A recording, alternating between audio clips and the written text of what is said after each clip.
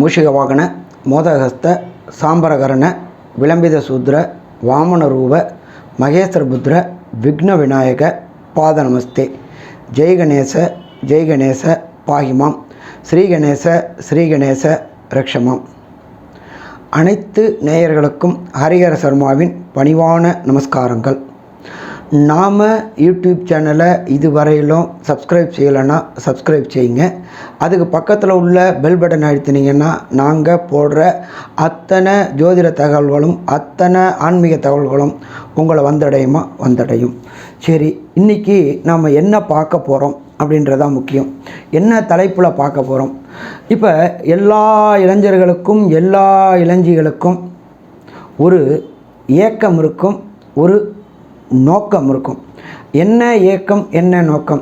நமக்கு வருகின்ற கணவர்களோ அல்லது நமக்கு வர மனைவிகளோ நமக்கு அடக்க ஒடுக்கமாகவும் நம்மளோட அன்பாகவும் நம்மளோட அந்யோன்யமாகவும் நம்ம சொல் பேச்சை கேட்குறவங்களாகவும் இருக்கணுன்ற எதிர்பார்ப்பு எல்லா ஆட்களுக்கும் எல்லா நபர்களுக்கும் எல்லா பாலினத்தவர்களுக்கும் உண்டு. சரி, இதை நம்ம ஜாதகத்திலேயே கணிக்க முடியுமா, ஜாதகத்திலேயே பார்க்க முடியுமா அப்படின்னாக்க கண்டிப்பாக பார்க்க முடியும். ஒவ்வொரு ஜாதகத்துலேயும் அவங்களுக்கு 7ஆம் பாவம் அப்படின்றது பொறுத்தளவுக்கு லைஃப் பார்ட்னர் பாவம்னு பேர். லைஃப் பார்ட்னர் அப்படின்னாக்க அடுத்து வரக்கூடியவர்கள், கணவருக்கு மனைவியோ பெண்ணுக்கு ஆணோ ஆணுக்கு பெண்ணோ வரக்கூடியவங்க. அப்போ இந்த 7ஆம் பாவாதிபதி அப்படின்றது தான் நம்மளுடைய லைஃப் பார்ட்னர். இது தொழிலுக்கு மட்டும் பொருந்துமா, திருமணத்திற்கு மட்டும் பொருந்துமா, இது தொழிலுக்கும் பொருந்துமா அப்படின்றதையும் நம்ம பார்க்கலாம். நம்ம ஒரு சில இடத்துல என்ன பண்ணுவோம் அப்படின்னாக்க தொழிலில் பார்ட்னர் பிஸ்னஸ் தொழில் பண்ணலாம் அப்படின்னு நினச்சிக்கிட்டு பார்ட்னர் பிஸ்னஸ் தொழில் பண்ணுவோம். அப்போ இந்த பார்ட்னர் பிஸ்னஸுக்கும் இந்த அமைப்புகள் இருக்கா அப்படின்றதையும் நம்ம பார்க்கணும். அப்போ இது எப்படி பார்க்கலாம், ஜாதக ரீதியில் எப்படி பார்க்கலாம்? எப்படி சாமி என்னுடைய மனைவி எப்படி வருவா, என்னுடைய கணவர் எப்படி வருவா அப்படின்றத நான் எப்படி என்கிட்ட இப்போ என்னால் பார்க்க முடியும் அப்படின்னு நினைக்கிறவங்களுக்கு நீங்கள் இருக்கிற இடத்துக்கு பக்கத்தில் உள்ள ஜோதிடரை அணுகுங்க. அவங்க பார்த்து சொல்லுவாங்க.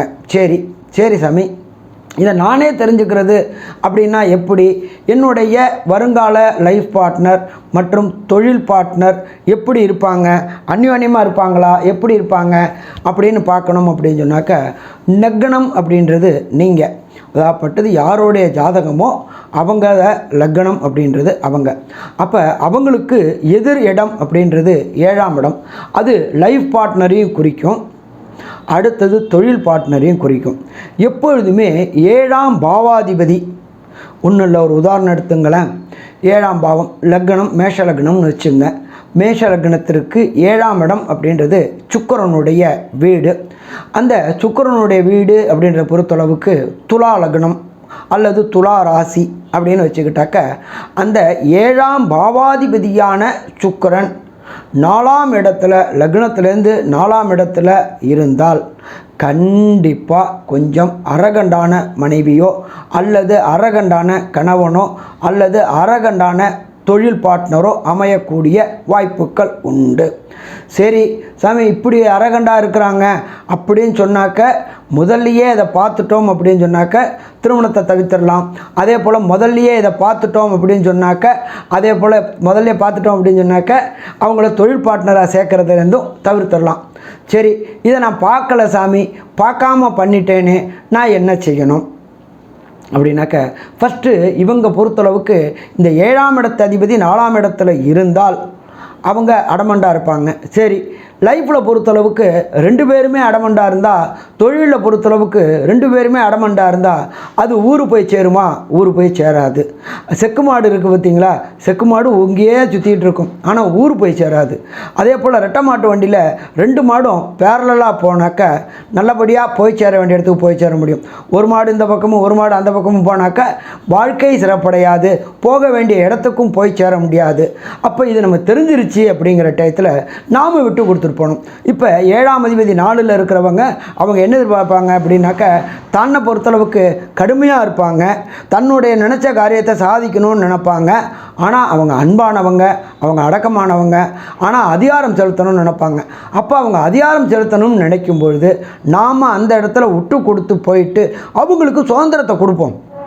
அது தொழிலில் உள்ள பார்ட்னராக இருந்தாலும் சரி, அதை பொறுத்தளவுக்கு லைஃப் பார்ட்னராக இருந்தாலும் சரி, அவங்களுக்கு சுதந்திரத்தை கொடுத்தோம் அப்படின்னு சொன்னாக்க ஆட்டோமேட்டிக்காக அவங்க என்ன பண்ணுவாங்க, சரி நம்ம சொல்கிறத இவங்க கேட்குறாங்க அப்படின்னு சொல்லி கட்டுப்படுவாங்க. அப்படி தான் நம்ம கட்டுப்படுத்த முடியுமே தவிர, அவங்கள அரகண்டாக போயிட்டு நம்மளும் திருப்பி பதிலுக்கு பதில் பேசினோம்னாக்க நிம்மதியற்ற வாழ்வும் நிம்மதியற்ற தன்மையும் தான் இருக்கும். அது தொழிலில் இருந்தாலும் சரி, அது வீட்டில் இருந்தாலும் சரி, பிரச்சனையை தான் உண்டாக்கும். அதனால் இதை மாதிரி 7ஆம் அதிபதி 4ல் இருக்கிறவங்களாக இருந்து அது லைஃப் பார்ட்னராக அமைஞ்சாக்க அவங்களுக்கு ஃபஸ்ட்டு சுதந்திரத்தை கொடுப்போம். அவங்க சொல்கிறத ஃபஸ்ட்டு நாம் கேட்போம், கேட்டுட்டு அதுக்கப்புறம் பதில் பேசுவோம்.